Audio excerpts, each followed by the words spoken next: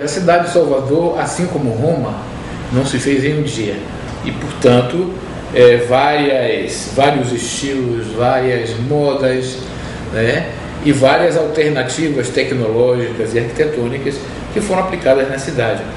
A cidade inicial de 1549, com Tomé de Souza, era uma cidade ainda com características de transição do mundo medieval para o mundo moderno. E a cidade foi construída inicialmente em taipa, né?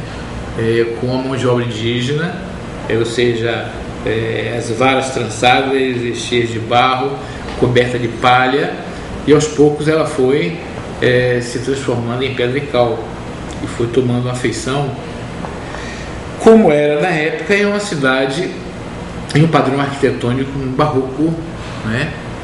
Que é um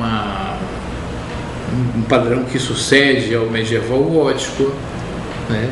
E o barroco em suas variações, o barroco, o rococó, enfim, que é a marca da Bahia, muito no século XVII e XVIII. Já no século XIX começam a haver várias ondas de modernização da cidade e de expansão da cidade. E essa cidade foi crescendo progressivamente e foi incorporando outros estilos.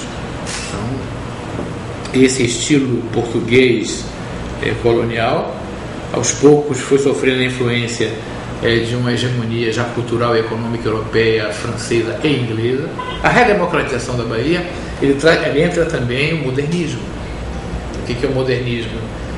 Um dos símbolos desse modernismo com a engenharia, a arquitetura baiana, de Diógenes Rebouças, escritório de arquitetura da Bahia, que vai produzir algumas peças que hoje são emblemáticas. Uma delas que está em perigo, que é o Hotel da Bahia. Uma construção modernista, a primeira construção modernista, do primeiro grande hotel na Bahia. Outra é também o projeto do Teatro Castro Alves, né? E a construção do estádio que levou o nome Otávio Mangabeira, o estádio da Fonte Nova. E a partir daí você vai ter os grandes marcas do modernismo, o edifício Sulacap aquele grande edifício que ainda sobrevive hoje no Farol da Barra, que é o edifício Oceania, né? E outras construções do comércio que vão ter esse caráter mais modernista. A história da Bahia se traduz e fica marcada na sua arquitetura, na arqueologia da cidade, nas várias ondas e nas várias modas. Dizer que há uma moda baiana, eu dizer que sempre houve, que isso sempre foi construído por baianos. A comunicação dos atos oficiais sempre se fez através dos chamados arautos. Os porta-vozes do governo que divulgavam os chamados bandos, ou seja, montados a cavalo, eles iam nos vários pontos da cidade e eles liam, proclamavam as decisões do governo e, em alguns casos, eles colavam na parede os bandos, né? As ordens, os regulamentos que deviam ser seguidos, né? Então tudo era na base da oralidade, né? Do ouvir dizer, com todas as questões que isso implica, né? Enquanto um ponto aumenta um ponto, tem as fantasias e tudo mais. Mas a partir de 1811, não é isso? Em 11, com o jornal Idade de Ouro do Brasil, que é um jornal português na Bahia, né?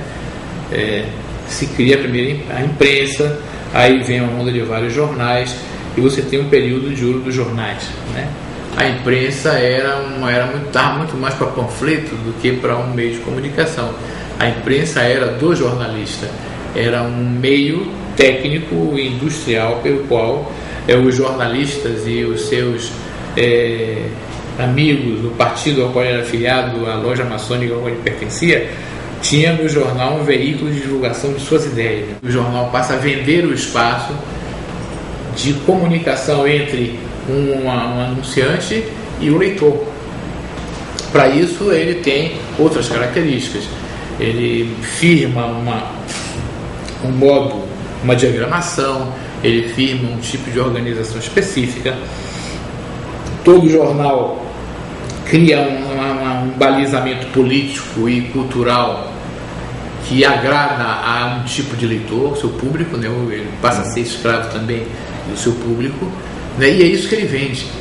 Ele vende com publicidade. A televisão é coisa dos anos 60, né? Por aí.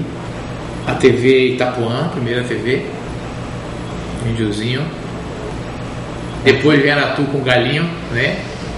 Mas é uma TV preta e branca, uma TV ainda de programas locais, ainda não é rede nacional, ainda não tem o recurso do videotape. E a quarta onda, que é hoje a onda da internet.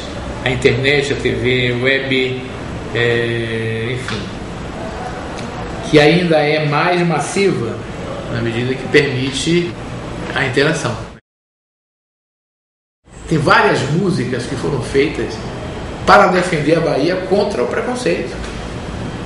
Baixa dos Sapateiros e outras coisas, mostrando que a Bahia é bonita, que a Bahia é antiga. Preconceito, masculinidade e preconceito cor. A Bahia era terra de negro, né? Então você começa a dizer, não, é negro, mas é bonito, é negro, mas tem tradição, tem magia, tem candomblé, tem mistério. Não mexa com os negros que você pode levar um feitiço. Isso é uma forma bastante defensiva. Esse é um momento assim de um ufanismo baiano, né? Uma outra onda que já é já moderna, né? Pós 68, é com a invasão de baianos artistas do sul com uma visão tropicalista. Antes, baiano era sinônimo de tabaréu.